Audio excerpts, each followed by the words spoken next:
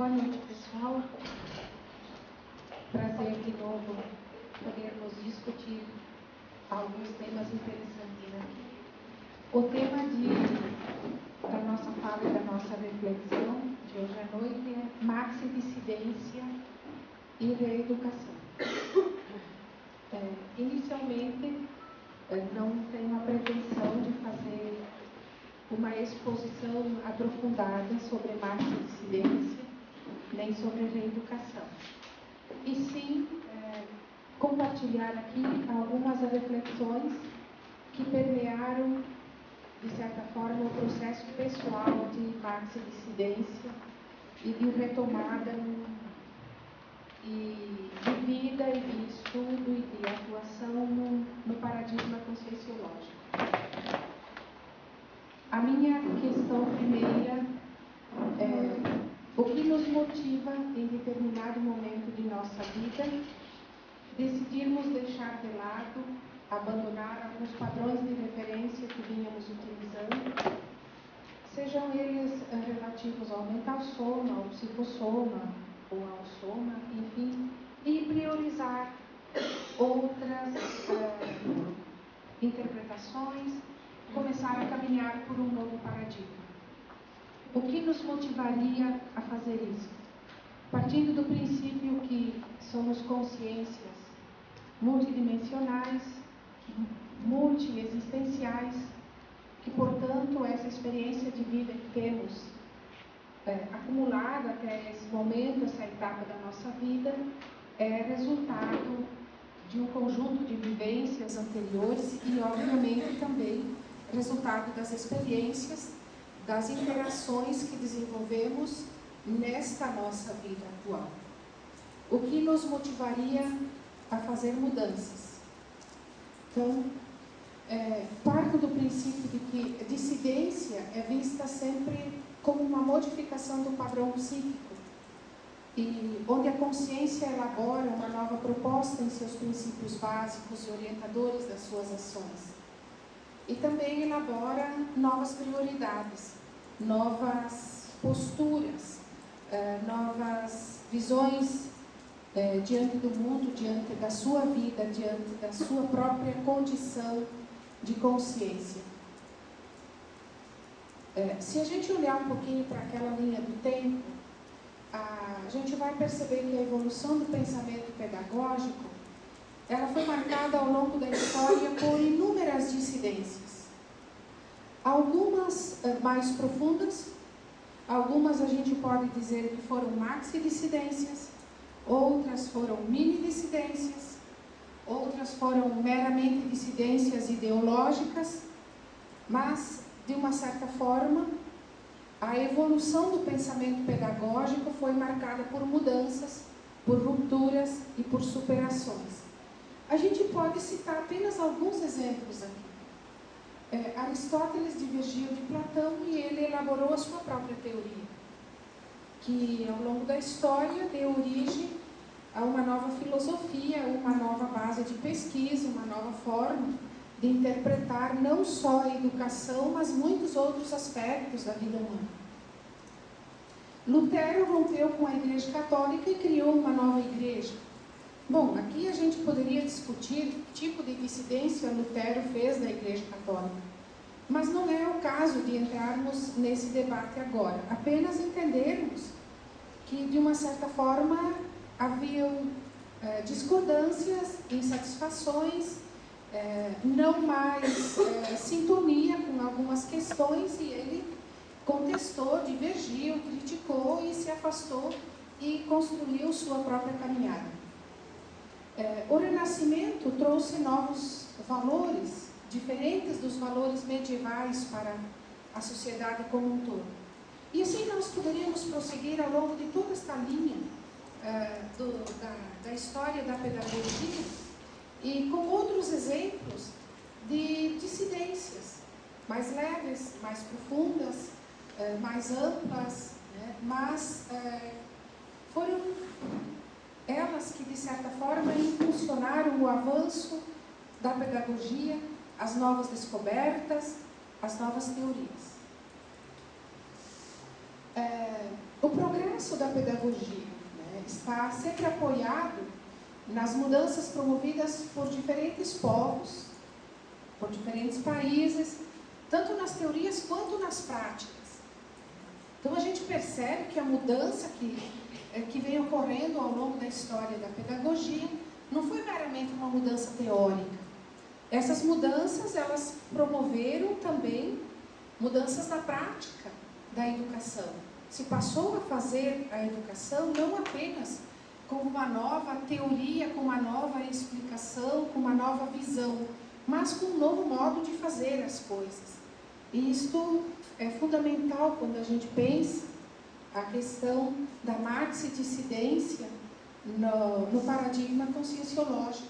Não é apenas uma compreensão teórica, é uma nova forma de fazer as coisas, é uma nova prática, é uma nova forma de viver a situação. Ao longo da história da pedagogia, o ser humano sempre buscou entender e expandir a sua realidade além do seu dado conjuntural. Então, parece íncito à inteligência humana esse desejo de mudança, esse desejo, essa possibilidade de reformulação das coisas, de não se satisfazer acomodadamente com uma realidade dada. Quando a gente estuda bem a história da pedagogia, a gente vê que no período em que as coisas foram mais estáticas, no período de uma sociedade mais estática, como a medieval, isso se conseguiu à força, literalmente, de muita perseguição, de uma centralização do poder, de muita exclusão, quer dizer, não era fácil conter as inteligências. Então faz parte da natureza humana esse desejo de mudança e de avanço. E esse avanço a gente faz promovendo rupturas, dissidências e instalando novas realidades. Algumas, às vezes, são rupturas abruptas e elas causam, muitas vezes, problemas. Uma revolução, por exemplo, é uma mudança abrupta e ela nem sempre é suave. Às vezes ela é bastante destruidora. E existem também outras formas de transformação que vão se dando ao longo do tempo, que geram também efeitos e resultados positivos e que não são destrutivas, são construtivas.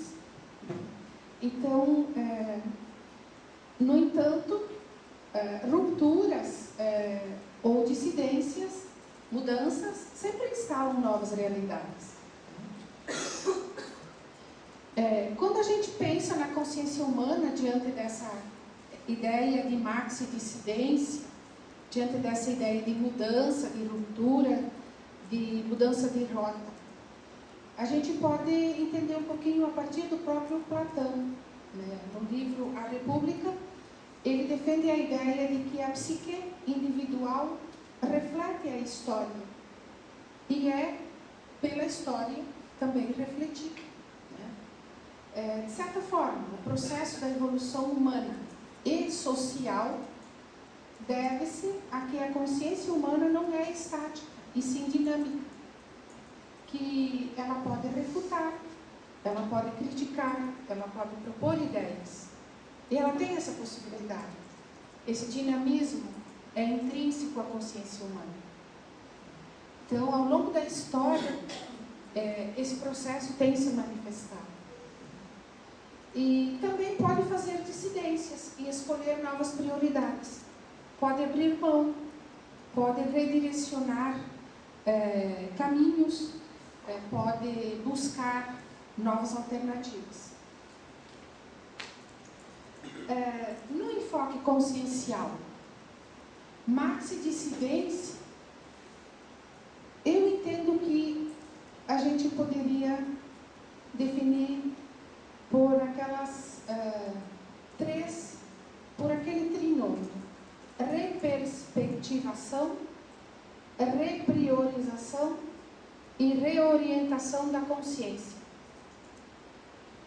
No conjunto dos seus princípios pessoais, intraconscienciais, sempre a maior, Numa definição construída a partir de diversas leituras, eu aceito essa possibilidade de que a gente pode fazer intraconsciencialmente redirecionamentos, reordenar coisas e repropor perspectivas que tínhamos adotado como resultado da nossa interação mesológica, como resultado das nossas múltiplas vivências. A questão toda é: qual o ponto em que a gente começa a pensar, a assumir e a agir num processo de mudança? A decisão pela dissidência ou a decisão pela maxi-dissidência. Por onde que a gente começa? Por onde que uma consciência começa?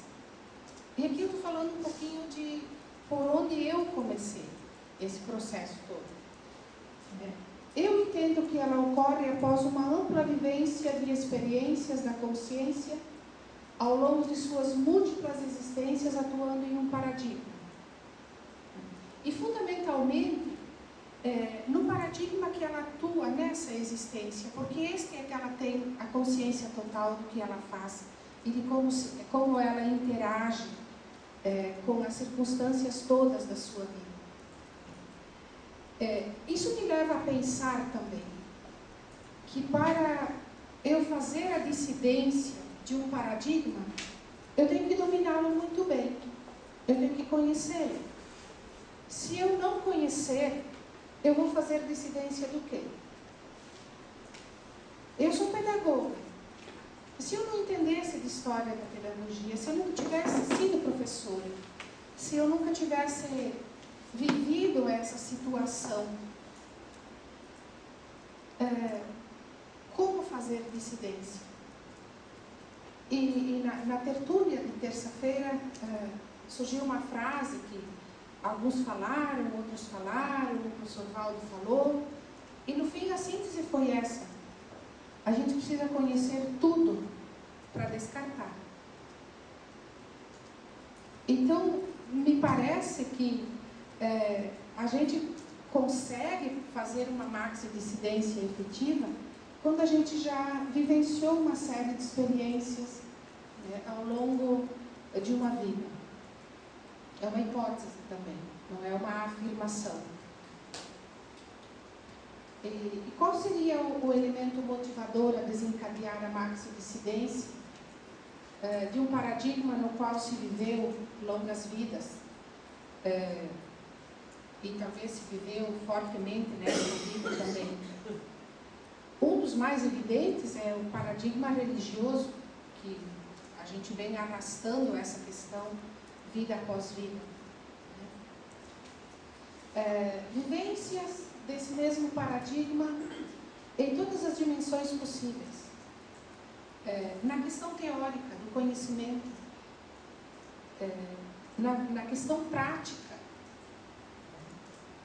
na questão política, vamos dizer assim, não no sentido da política partidária, mas na questão de como esse paradigma que eu vivo interage, o que ele promove no contexto intraconsciencial, mas também no contexto mais amplo das interdependências, das interrelações.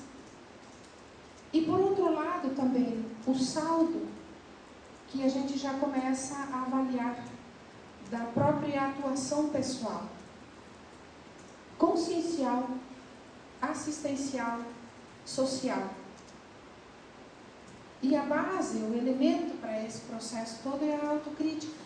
Quando a gente já começa a colocar em dúvida algumas coisas, quando a gente já começa a se perguntar pelos resultados que não estão mais sendo os melhores, quando a gente, como pessoa, como profissional, como consciência, já não está mais satisfeita com aquilo que está vendo. E quando a gente começa a perceber que naquele paradigma a gente começa a andar em círculo e começa a perder o sentido das coisas. a gente acaba começando a autocrítica mais profunda daquilo que nos envolve, daquilo que nós estamos fazendo. Saturação, exatamente. Reações que surgem quando a gente já chega nesse nível de autocrítica. A gente consegue perceber a ineficiência das proposições desse paradigma. Né? O resultado não eficiente, primeiro para a consciência, para a nossa consciência, para a nossa vida, para a nossa condição. E depois, no contexto mais amplo, falo, por exemplo, da pedagogia convencional.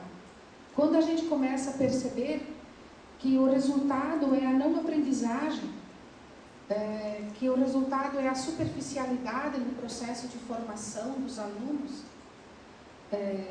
quando a gente não encontra mais respostas para as demandas conscienciais, sejam pessoais ou das pessoas com quem a gente se interrelaciona enquanto professor, enquanto educador. Quer dizer, quando a gente percebe o esgotamento do paradigma como um todo. E também quando a gente começa a compreender as próprias incoerências e sente vergonha diante delas. Então, lá pelas tantas, a gente, como professor, começa a se dar conta que esse processo todo está muito complicado. Mas a gente continua replicando isso na sala de aula, ano após ano. Daqui a pouco começa a ter vergonha da gente mesmo. Como é que eu ainda continuo fazendo esse tipo de aula? Como é que eu ainda continuo avaliando meu aluno desse jeito? Preciso achar uma saída. Porque eu estou vendo que está tudo furado. Não está mais fazendo sentido. Eu acho que esse é uma mola propulsora da questão toda. Fica visível a superficialidade da atuação. Então, a gente, como professor universitário, acaba percebendo que a formação não dá mais conta nem das demandas da profissão no mundo intrafísico. A coisa está muito superficial. A gente começa a querer achar outros caminhos. Percebe que tenta colocar emenda em pano que não tem mais valor. E aí o que a gente acaba fazendo ali é se autoconsolando, fazendo tapão com a gente mesmo, fazendo com os outros, buscando uma explicação, se passando a mão na cabeça, no sentido de que, afinal, eu estou dentro de um sistema, é a sociedade, é a realidade, são as teorias, e a gente vai buscando mecanismos secundários, vai tangenciando o problema e não enfrenta efetivamente a questão. A maxidissidência consciencial, ela produz uma mudança na manifestação da consciência, num esforço de superar o auto e o hétero engano. Sim. Tudo acontece, então, queremos mudar e o sistema em que trabalhamos não permite fazer. A gente tenta mudar, sair para outro caminho. Eu uso uma expressão assim, aquela dupla moral, mas cosmoética. Eu tenho de ter uma atuação dentro do princípio, dentro do paradigma que eu assumi, tenho que procurar viver e agir cosmoeticamente, mas eu também não posso impor que o sistema se adeque à minha compreensão. Então eu vou fazer o meu melhor naquele contexto. Mas eu sei aonde eu estou, eu tenho consciência e clareza, no sentido de poder atuar fazendo o que é possível fazer. E aquilo que o professor Valdo sempre fala, a questão do exemplarismo é o ponto central aqui. Então, devagar, que as coisas poderão ir mudando no contexto, mas no seu tempo.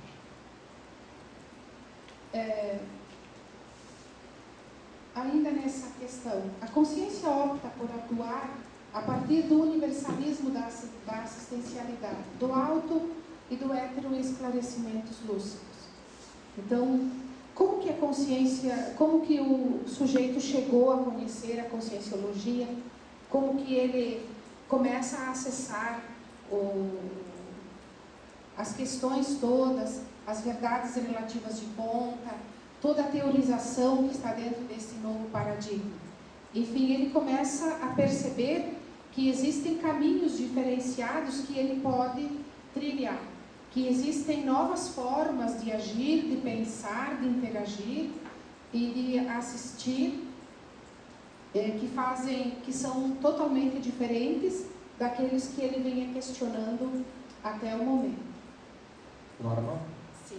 Desculpa interromper, mas eu queria justamente aproveitar um pouco a pergunta da nossa colega aqui, porque se eu entendi a pergunta, parece que há um momento, num determinado contexto, de um determinado trabalho, de uma situação onde você está envolvido, onde você tem intenção de fazer algum tipo de mudança e percebe que não está dando certo fazer essa mudança.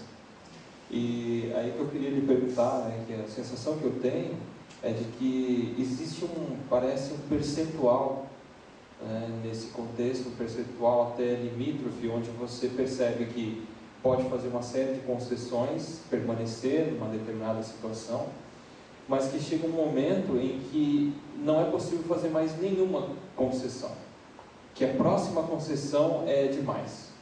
Você já perdeu a sua nova perspectiva, se você fizer. E a minha hipótese na pergunta dela é que esse é um momento, é o turning point, né? É um momento que pode aparecer a dissidência.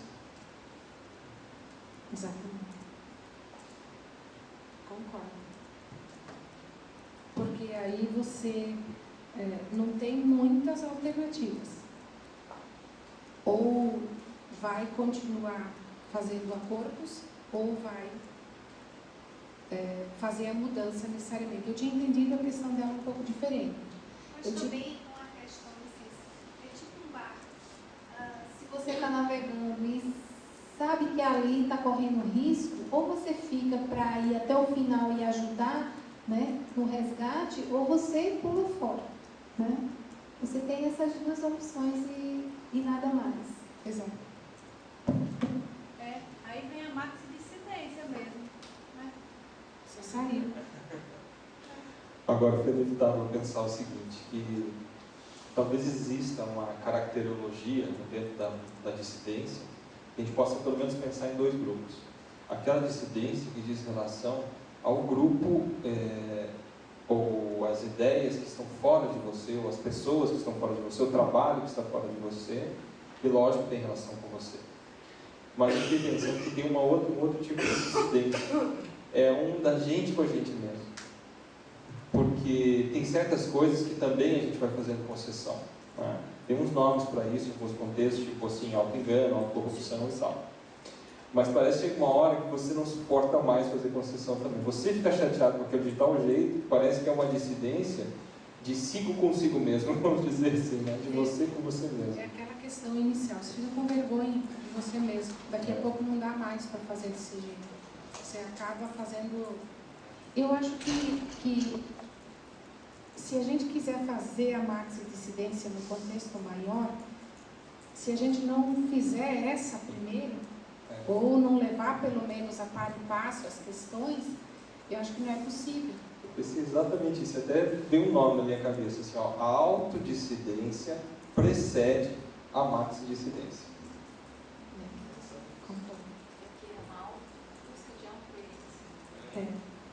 Agora tem uma questão aqui que muitas vezes, para a gente não se enganar, a dissidência ideológica, em que a consciência refuta as ideias que possui, propõe outras, mas permanece no mesmo nível evolutivo de aplicabilidade das ideias.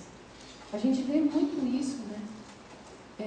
E voltando de novo à pedagogia, voltando à história da pedagogia, a gente percebe muito isso, que é a mudança do discurso, mas não é a mudança da prática.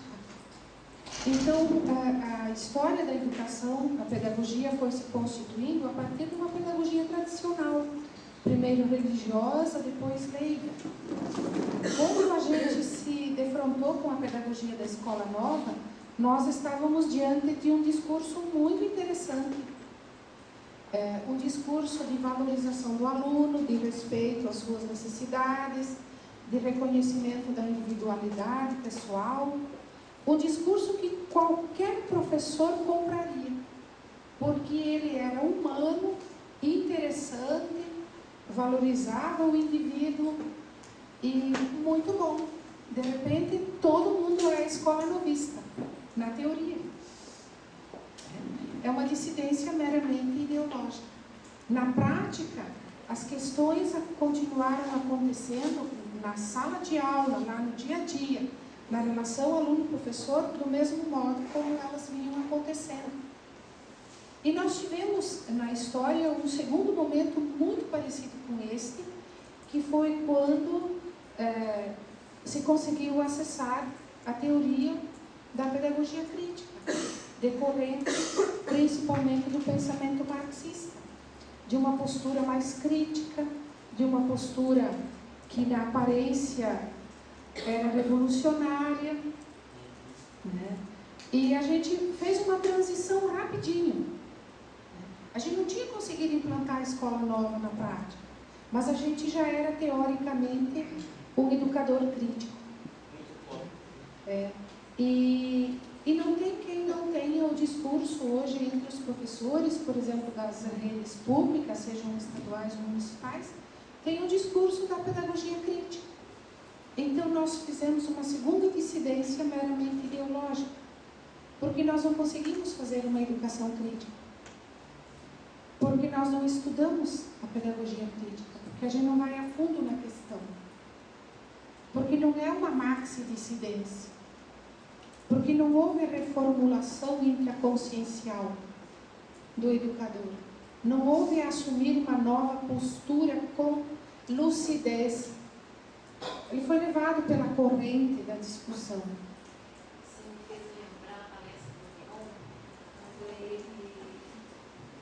Fez lembrar a palestra do Rion, quando ele fala que, em um determinado momento, né, quando ele falou que para você construir um novo conhecimento, que eu estou fazendo nas minhas palavras, né, você tinha que desconstruir, vamos dizer assim, as pré-concepções, a estrutura antiga.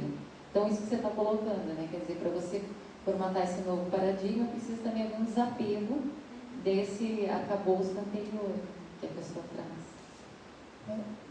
Com certeza.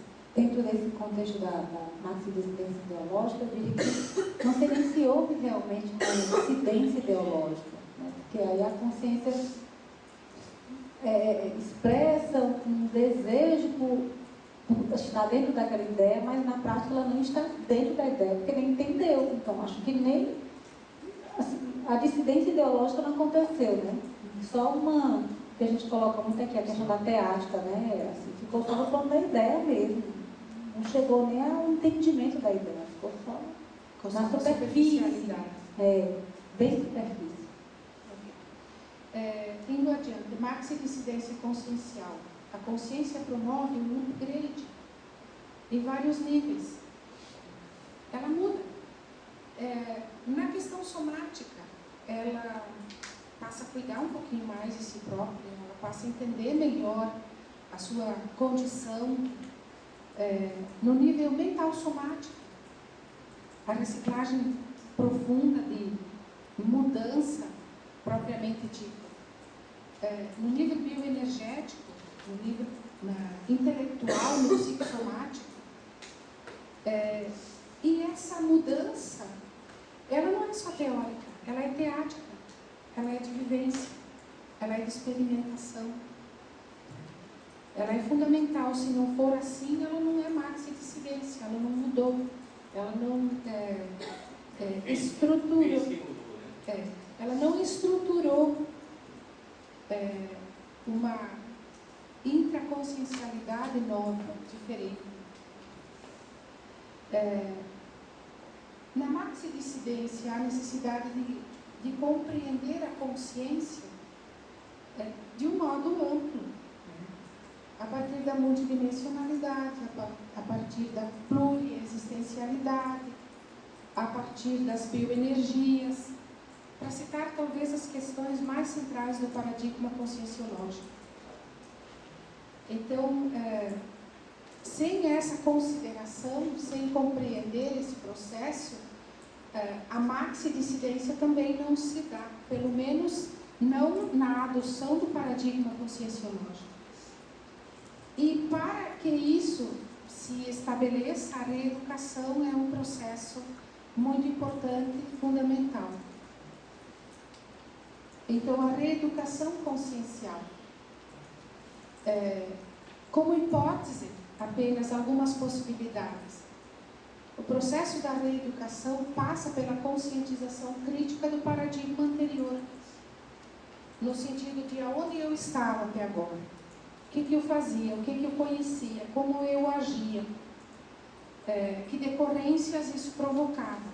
E aí vem toda aquela questão do paradigma consciencial, que é conhecido no sentido de que, sem essa autocrítica primeira, sem essa base primeira de capacidade de crítica para poder refutar aquilo que eu vinha fazendo, eu também não consigo me mover numa outra direção. Por outro lado, também, nem tudo que estava na nossa intraconsciencialidade, nem tudo que nós fomos acumulando em termos de experiências, e está na nossa holomemória, é desprezível. É preciso identificar o que serve, o que pode ser reciclado, e o que realmente não serve, como o professor Valdo diz, o que não presta, ponto. Não tem o que fazer. Mas nem todas as nossas experiências vivenciadas no paradigma convencional são desprezadas ou devem ser esquecidas, porque não existe como deletar, né? Não se deleta nada. E antes do início da nossa fala aqui, nós estávamos, o William e eu, tocando uma ideia, ele deu um exemplo muito interessante. Por exemplo, alguém que sai da vida religiosa, provavelmente tem um viés de assistencialismo, de assistência muito grande. Fazia muito assistencialismo. Mas se redimensionar esse trafor no paradigma consciencial, deixar de fazer assistencialismo para fazer TARES, pode fazer um grande trabalho. Então, esse trafor já existente, ele pode ser reciclado, ele pode ser colocado num novo paradigma com vantagem evolutiva para aquela consciência e para uma assistência, para uma interassistencialidade mais lúcida, mais positiva. Então, o binômio da admiração e discordância entraria aí também, né? Então, sobre o binômio da admiração e discordância, ele entraria aí, eu não preciso negar nada, ainda que eu negue, mas as coisas ainda continuarão existindo, e daí eu puxo a maxi-dissidência baseada no binômio. Eu penso que binômio, admiração e discordância é importante.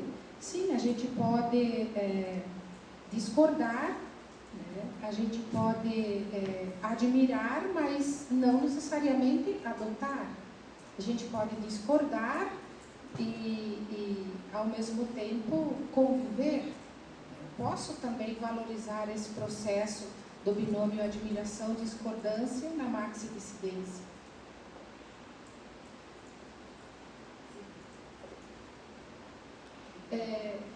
A consciência possui um conteúdo com as características do paradigma ou dos paradigmas que a constituiu ao longo de sua história, ao longo de suas múltiplas existências. E isso forma a sua pedagogia de base, é o que dá a sua identidade. O William falava ontem também na pedagogia de base. A gente recoloca aqui novamente. É aquilo tudo que a consciência sabe, aquilo tudo que ela já aprendeu, aquelas experiências, aquelas vivências todas. Então, maxi-dissidência.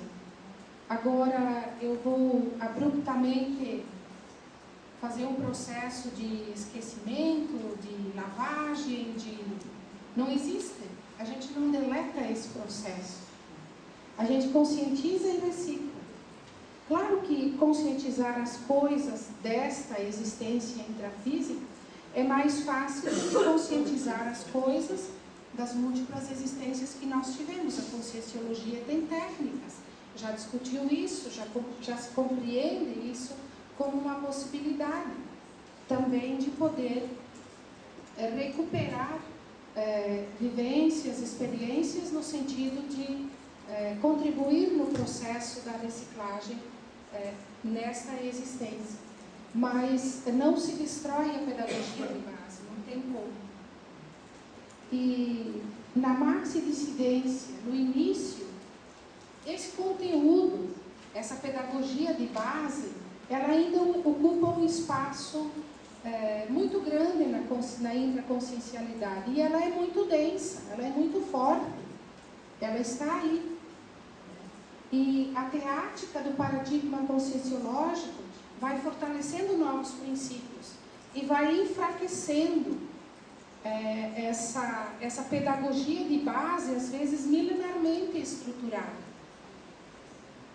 E por isso que, na minha compreensão, maxi-dissidência é um processo e não um momento.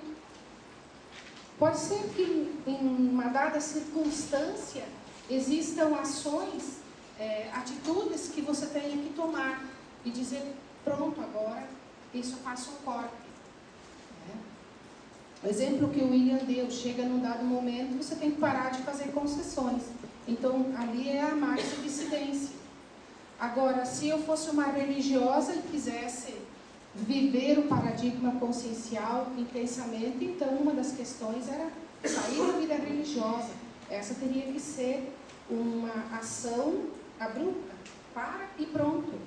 Agora começa o processo de mudança e de reciclagem num novo paradigma, no entendimento de um novo paradigma. Maxi-dissidência é um processo que vai sendo desenvolvido pela consciência lúcida e a abrangência desse processo está relacionada ao esforço empreendido nisso, na vontade, na dedicação, no efetivamente querer, no estudar, na construção de uma intelectualidade mais abrangente a partir de um novo paradigma, na experimentação das ideias, dos princípios, enfim, da teoria toda presente no paradigma conscienciológico.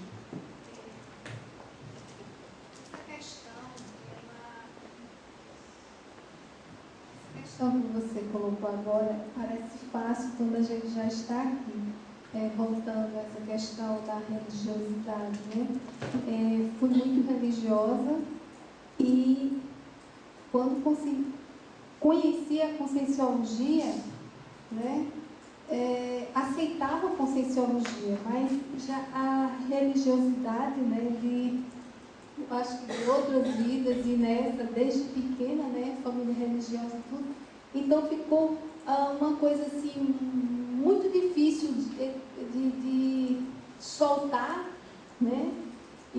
Mas tinha fatos, situações que comprovavam claramente a situação,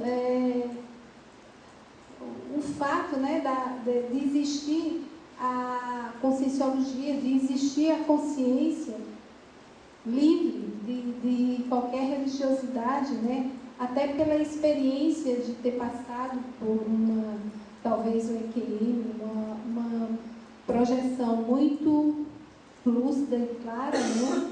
De assistir uma cirurgia, né? Minha cirurgia. Então, ficava dois opostos, né? Como é que eu vou aceitar a religiosidade se tem fatos, tem situações que eu vivenciei e que prova que a religião não existe, é uma coisa ilusória da cabeça, da cultura, né? Mas isso é tão forte, né? De tantos anos que fica aquele, não sei se não chega a ser trauma, mas aquela força... Dilema, né? É isso, obrigada. Fica esse dilema que é muito forte. Poxa, eu fui educada, né? Conheci isso depois, quando eu estou com o quê? Meus 25 anos, 30, que muda tudo de repente, né? E foi muito difícil assim, mas eu sabia que tinha que mudar porque eu não podia continuar numa mentira, né? Numa ilusão. Ficava difícil. Então, quando você tem uma situação dessa, que tem fatos bem claros para você, entendeu? É difícil, mas mesmo assim você consegue. E quando você não tem nada disso, para você chegar e mudar sem nenhum fato claro na sua vida, né? Então é muito difícil, assim, só uma pessoa chegar e esclarecer a outra. Ó, isso que você vive é uma ilusão que não existe. A pessoa tem que ter um mínimo de preparo e de fato, né? De algum fato que possa sustentar o que está sendo exposto, né? Com certeza. Por isso, o princípio da descrenciologia e a questão da experimentação. Agora, a questão da religiosidade provavelmente não é um privilégio só seu, né? Eu, no começo, quando comecei a estudar Conscienciologia, eu acreditava que ia conseguir conciliar as duas coisas. Você vê o nível de baixa lucidez que a gente tem, né? Enquanto efetivamente você não começa a experimentar, vivenciar as questões, é difícil. E esse é um lado, eu acho, fantástico da Conscienciologia. Ela não te força e ela não te doutrina. E ela te respeita nos seus limites e na sua própria, no seu próprio processo de maxi-dissidência. E isso tem que amadurecer da própria consciência, das suas vivências e das suas experiências. À medida que você vai avançando nesse processo, você vai se fortalecendo naqueles princípios básicos e isso vai se ampliando e as coisas vão ficando cada vez mais lúcidas. Mas o processo da religiosidade é talvez o processo mais difícil de fazer rupturas. Até porque ele foi estruturado na base da emocionalidade e ele gera culpa, ele gera medo, ele gera os piores sentimentos possíveis, né? Então isso é mais difícil de se fazer rupturas. É preciso ter uma lucidez já um pouco mais assentada para você poder realmente abrir mão da questão. E depois que a gente passa pelo processo e consegue fazer essa ruptura, em alguma eventualidade a gente se pega em algum evento religioso, até porque a gente não pode ser totalmente antissocial, né? A gente tem família, tem grupos próximos que ainda estão no outro paradigma e que a gente tem que respeitar. E aí você adentra o universo da igreja e se pergunta como é que eu fiquei aqui até os 50 anos. Não é possível, né? Porque não faz o mínimo sentido, as coisas não se juntam, sabe? Não tem nenhuma lógica o que está sendo dito, porque é na base do eu sou fulano, estou dizendo, e você, Fabiana, faz favor de me acreditar, né? De aceitar que isto é efetivamente o posto, né? Então, essa é uma questão muito complicada.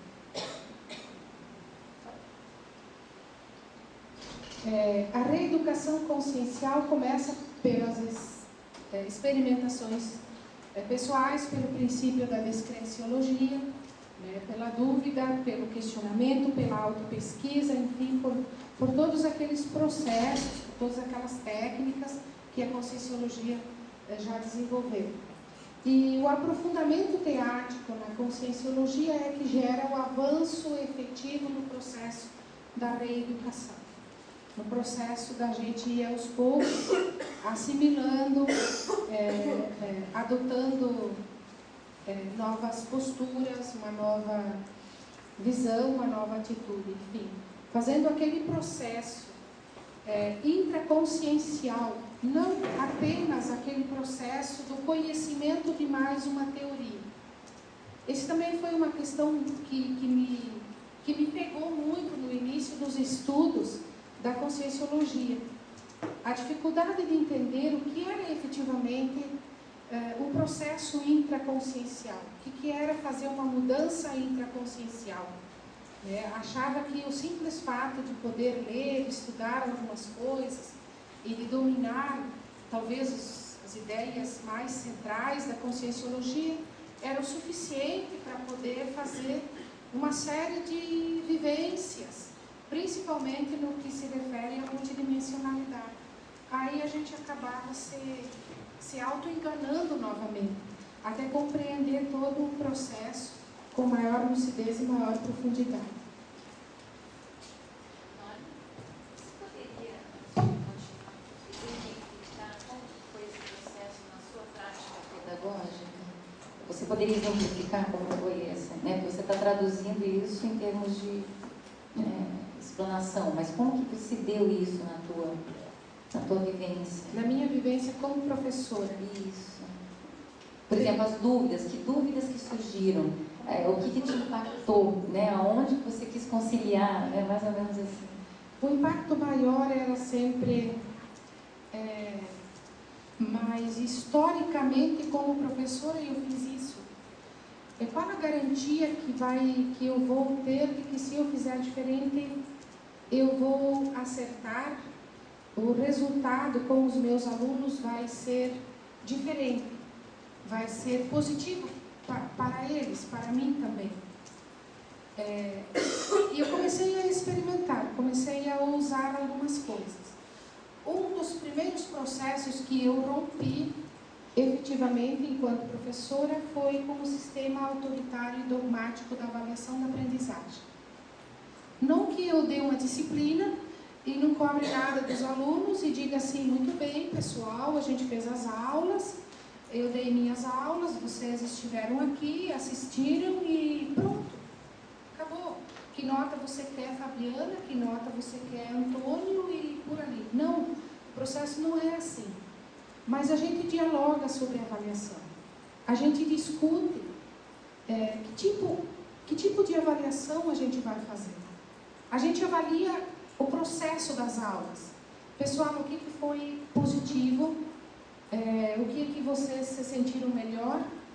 O que vocês tiveram mais dificuldade? Em termos das minhas técnicas que eu utilizo aqui na sala de aula, quem aprende melhor com elas, como que em conjunto nós poderíamos pensar algumas outras técnicas. Eu tenho, quando vou começar uma unidade nova, eu chego com ela pensada na minha cabeça, estruturada, mas eu negocio com os alunos. Pessoal, eu tenho esta proposta. Se alguém de vocês tiver uma proposta um pouquinho melhor ou diferente, a gente põe em prática a de vocês. Então, essa foi uma primeira ruptura das vivências. Agora, no final, a gente revisa, a gente rediscute e a gente faz uma avaliação diferente. Ao invés de fazer aquela avaliação de pergunta e resposta que o aluno devolve para o professor, mera memorização, eu faço a produção de um texto, um artigo, um vídeo, um conjunto de slides no PowerPoint, animados, com animação, com uma série de coisas. A gente faz um seminário na sala de aula. E resulta numa nota, até porque não tem como fugir, o sistema precisa disso. O aluno precisa ter registrado lá que ele teve nota 8, 9, 5, 6, enfim. Então essa foi uma mudança, mas isso me dava insegurança no começo. A outra mudança foi a postura diante dos conteúdos. E isso gerava para mim muita angústia. Porque eu preparava as minhas aulas e chegava na sala de aula e eu começava a perceber o campo da sala de aula. E no campo, durante a aula, eu tinha intuições que eu não tinha pensado. Associações, reflexões que eu não tinha preparado quando eu li o texto. Quando eu fui ler os artigos lá para dar aula. E no começo, e as intuições me pareciam lógicas. Elas encaixavam no momento, no conteúdo, na circunstância, na pergunta do aluno. E no começo eu pensava assim, Norma, para com isso. você está extrapolando. Aonde você leu isso? Qual foi o filósofo que disse isso? Qual foi o autor que escreveu isso? De onde é que você tirou isso? Você está pondo coisa na cabeça desses jovens. Era uma angústia muito grande em relação ao conteúdo. Pelas interações da equipe extrafísica que estava ali presente, mas no sentido positivo, no sentido do amparo. Eu me lembro assim com lucidez de aulas assim, em que eu não tinha pensado aquelas associações, e que quando eu estava dando a minha aula lá de filosofia da educação, aquelas associações começaram a vir e eu fui externalizando, eu fui deixando. E outra coisa que eu percebia, que o que mais motivava os alunos ao debate era exatamente aquilo. Eram aquelas ideias, eram aquelas intuições que eu tinha lá. O que estava tudo preparadinho, o esqueminha, o PowerPoint, não motivava tanto quanto aquelas questões paralelas que começavam a surgir ali. Quando eu comecei a entender o processo, eu fui permitindo cada vez mais que essa questão acontecesse.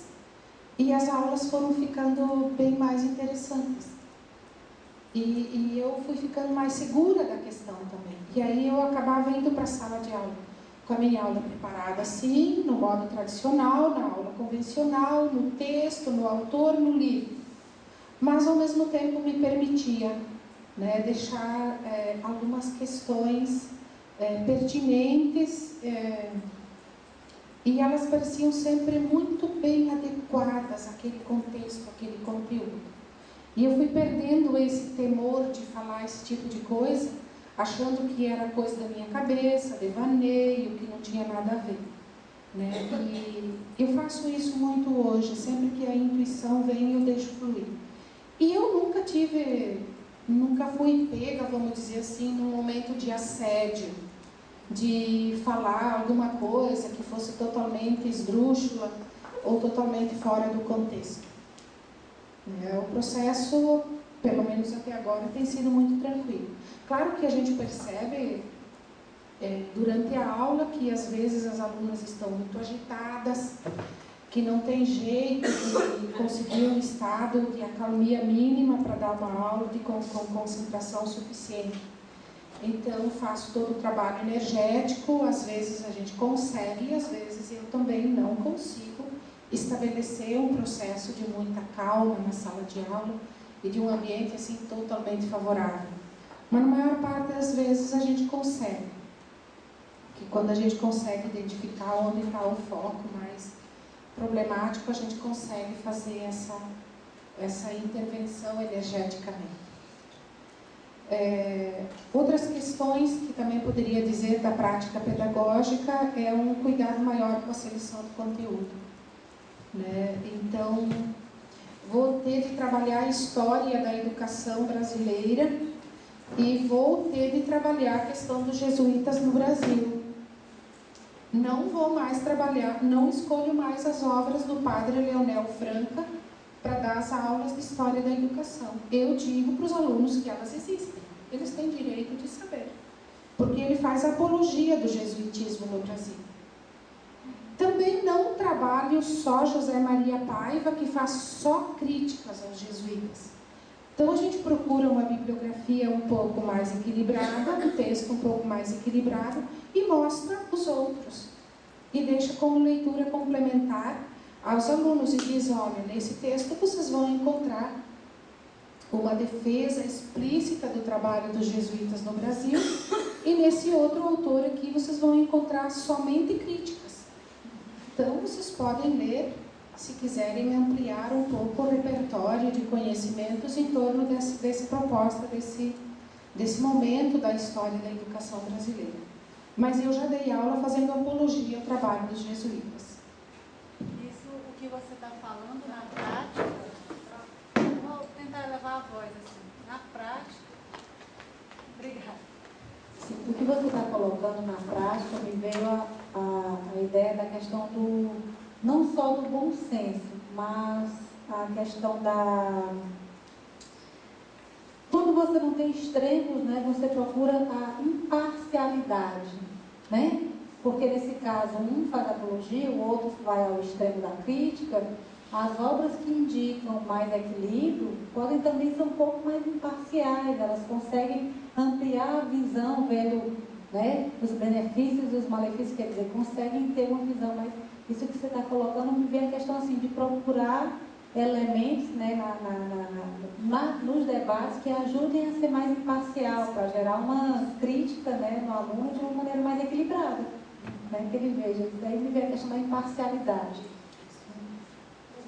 Último ponto, talvez, só para encerrar essa questão da prática pedagógica, é as exigências que a gente faz aos alunos. O respeito àquela consciência, no seu nível evolutivo.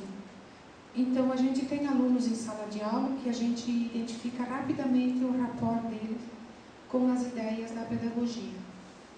Fica claro, ela entende fácil, ela se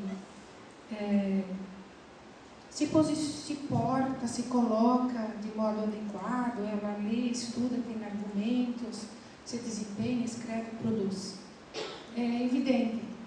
E tem aqueles com muitas dificuldades, que têm realmente sérias dificuldades, mas tem uma oportunidade, estão ali, não dá para excluir. Em outras épocas a gente dava uma nota baixa, fazia uma prova difícil, no sentido da pessoa realmente se sentir incompetente, perceber que ali não era o lugar dela. Agora eu acho que se ela chegou ali, ali é o lugar dela, ali ela tem que fazer todo o investimento possível, e a gente tem que ser ali o amparador intrafísico que faz essa assistência nesse momento evolutivo dela.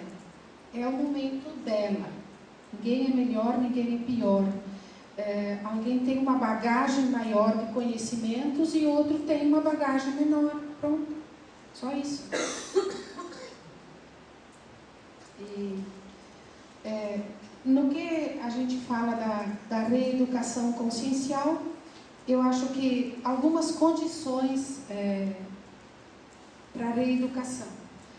Lá no Homo Sapiens Pacíficos, o professor Valdo coloca 100 condições relacionadas com o processo da reeducação. Eu peguei só 10, aquelas que falam mais alto, né? Então, evitar a autocorrupção, ser anticorrupção, lutar contra isso, não cair nessa ideia da dificuldade, é muito difícil, da incompetência, da baixa autoestima, de eu não consigo fazer, de eu não consigo chegar lá. Da autocoerência, entre aquilo que eu já conquistei.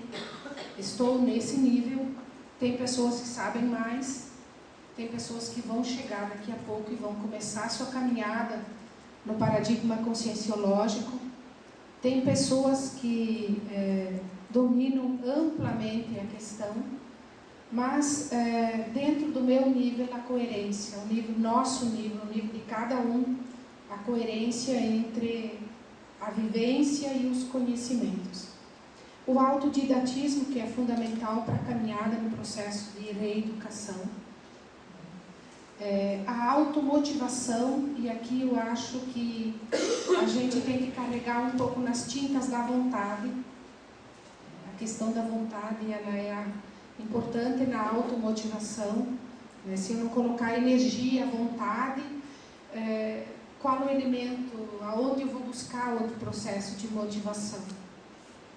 A autoprofilaxia, o cuidado com o processo todo, com manter a rigidez pensênica em todos os nossos estágios de vida.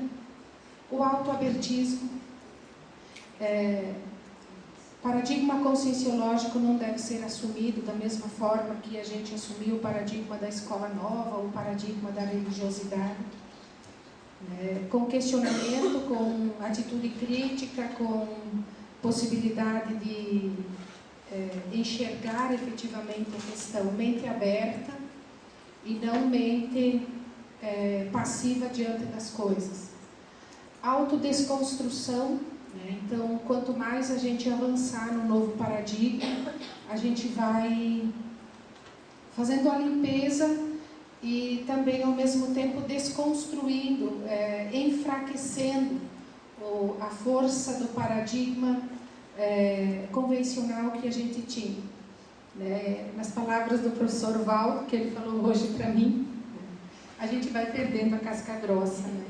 A gente vai se polindo, né? Então, nessa autodesconstrução, a gente vai se modificando, mas é auto, né? O autoexemplarismo, que é outra questão importante. Não vou fazer doutrinação, mas eu vou viver, vou me conduzir dentro daquela minha nova opção, daquela minha escolha.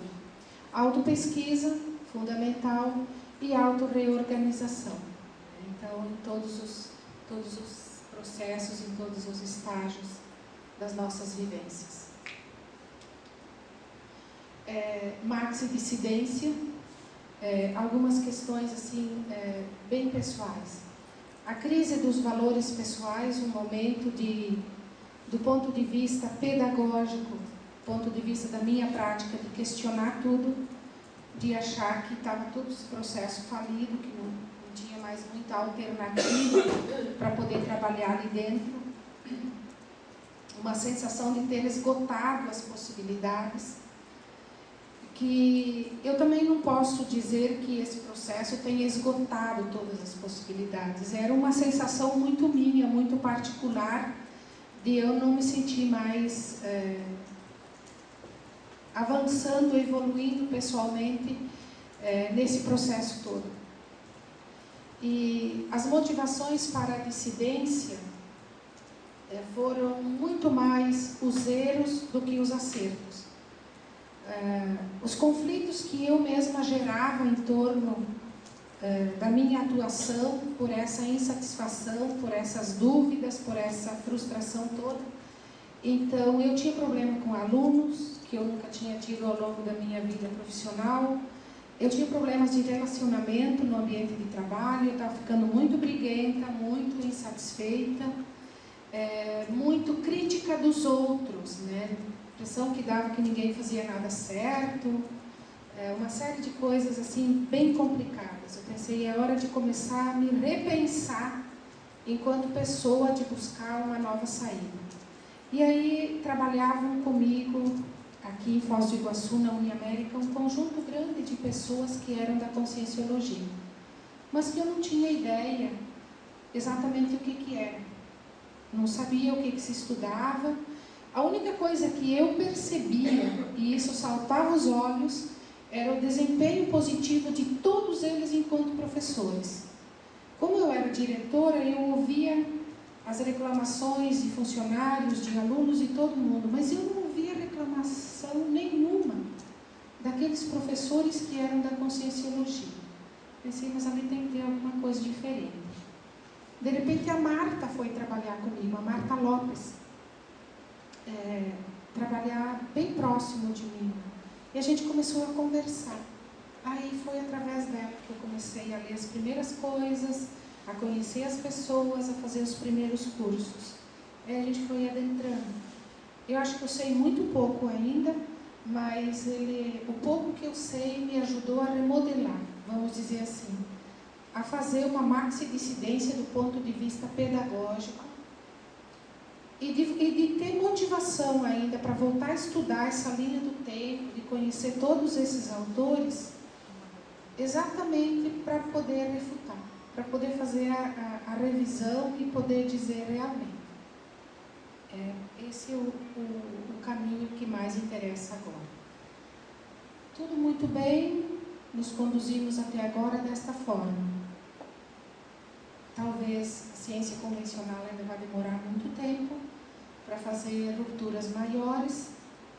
Também é interessante acompanhar, eu quero acompanhar o que acontece, mas o campo de pensamento, de pesquisa, de atuação, de reformulação é por esse caminho. A reaprendência agradece.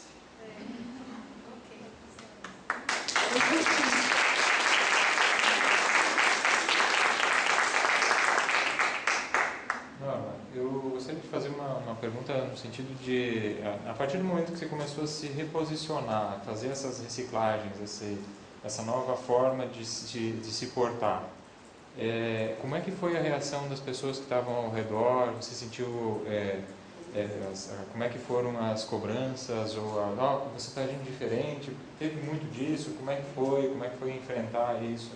Queria que você abordasse um pouquinho esse ponto. Repercussão, né? Isso, teve sim. Primeiro, uma questão assim, eu era uma professora, uma diretora, uma colega de trabalho que as pessoas amavam. Hoje eles não gostam mais tanto de mim. Exatamente. Eu sei, no meu ambiente de trabalho, assim, as pessoas me respeitam, eu também respeito os outros, mas eu vou te dizer, eu perdi, vamos dizer assim, perdi, entre aspas, né? Que se eu estivesse ainda na outra condição, eu teria ganho alguns cargos em função dessa opção que eu fiz. Eu não sinto falta deles, porque eu entendo que o trabalho de assistência, o trabalho de ajudar a qualificar uma instituição de ensino superior, mesmo ela sendo no paradigma convencional, eu posso fazer de qualquer cadeira, não precisa ser na cadeira do diretor. Né? Outra questão que fica muito claro para mim, e que eu não entendia quando o professor Valdo falava as primeiras vezes, entendi recentemente. Eu estou sempre na contramão. E estar na contramão é um problemão. Porque você tem que ter muito jogo de cintura para não ferir as pessoas, para medir palavras, para não atropelar as pessoas com as suas ideias, com as suas posições. Então, eu também não externalizo a minha posição de contramão explicitamente, mas intimamente eu sei onde eu estou. Então, isso é um processo difícil também para a gente, porque a gente precisa lidar com a realidade que está aí, com a condição daquelas pessoas, ajudando, mas às vezes você sabe que você pensa de um modo diferente. Então, duas coisas que eu consegui ganhar com isso, algumas antipatias e me senti sempre no contrafluxo da questão. E aí, quando volta e meia eu assisto a tertúlia pela internet e escuto o professor Valdo falando que isso é bom, eu me animo. Eu me animo, porque eu acho que faz parte do processo como um todo. É difícil, né? Porque a gente tem que ter muita energia para resistir, para não fazer concessões, porque chega um ponto que tem algumas coisas que não dá. Esse final de ano eu já tenho uma situação bem complicada a resolver até o final do ano, até porque eu me posicionei em algumas questões e com argumentos muito claros disse por que não faria aquilo e não fiz.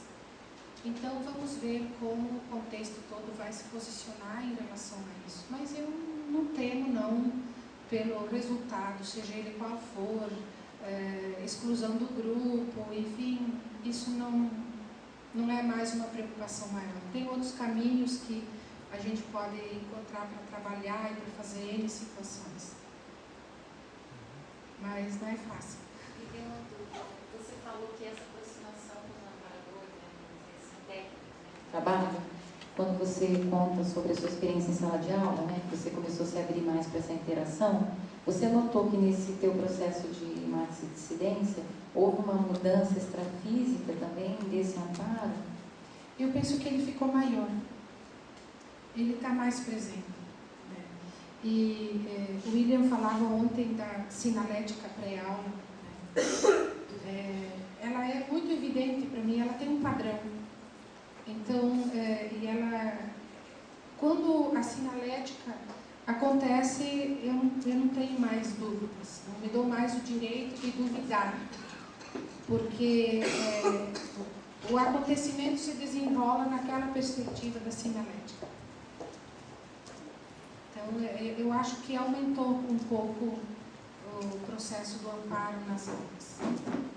O que não quer dizer também que as minhas aulas sejam uma maravilha, que não tenha conflito em sala de aula, que não tenha nada. Tem tudo isso em função do contexto todo de você colocar 40, 50 pessoas ali na sala de aula e você interagir no processo de esclarecimento, vamos dizer, até mesmo de aquisição do conteúdo convencional. Até nesse sentido, as alunas precisam romper com sua resistência e se abrir mesmo ao processo da aprendizagem, nem que seja ciência convencional. Esse também não é um processo fácil para elas, né? Então isso também é complicado, isso tudo está presente na sala de aula. Eu não sou professora de conscienciologia, eu tenho a impressão de que... Ainda, né? Por enquanto. Ainda, sim, por enquanto. Mas o processo da docência na sala de aula convencional é um processo bem pesado.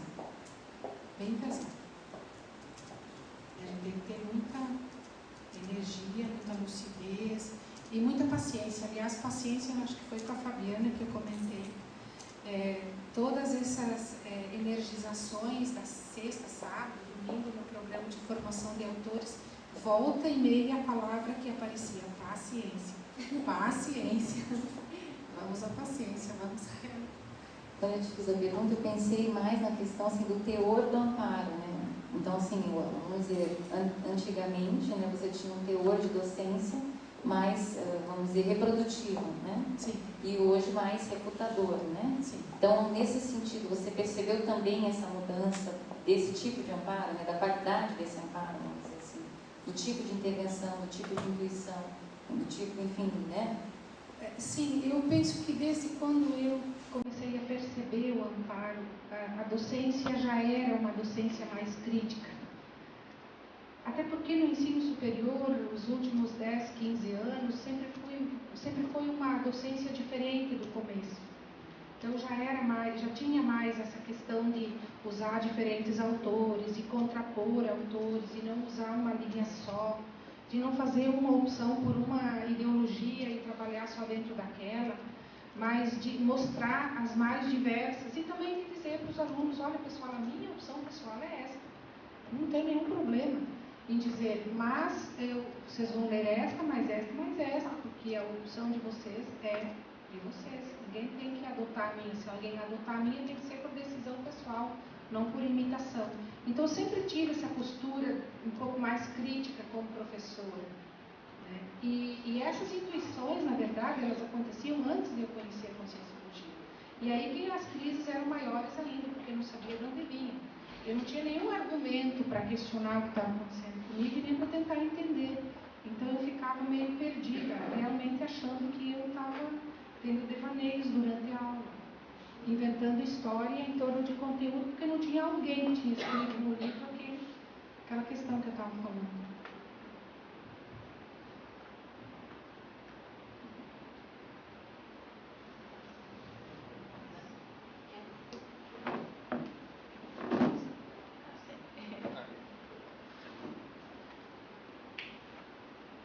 Vou trazer um elemento, né, que eu mesma já refleti em algumas situações do meu ambiente de trabalho, que é a gente vê o que se chama de dilema moral, né? A palavra dilema moral, onde eu começo a refletir sobre assim, as escolhas que eu estou fazendo, as situações que eu estou vendo, e que aí entra com base nos meus valores, eu tenho que começar a me posicionar, né? E eu acho que o dilema moral vai até o momento que eu faço a maxi-dissidência, que tem uma hora que não tem mais que ter dilema. Né? Você já fez a escolha, não tem mais dúvidas. E a gente vive muitas vezes um dilema moral, né? Diante do que eu vejo, do que eu posso fazer, de assumir, no meu trabalho com empresa, né? Assumir uma posição pró ou contra, ou mediana, né? E aí a gente vê também as pessoas vivendo isso, né? A ideia da maxi-dissidência é que ela também é inteira, né? Ela não faz concessões, não tem maxi-dissidência pela metade. Ou é ou não é. Se a gente ainda faz concessões, ainda não fez maxi-dissidência na totalidade. Ainda não rompeu efetivamente.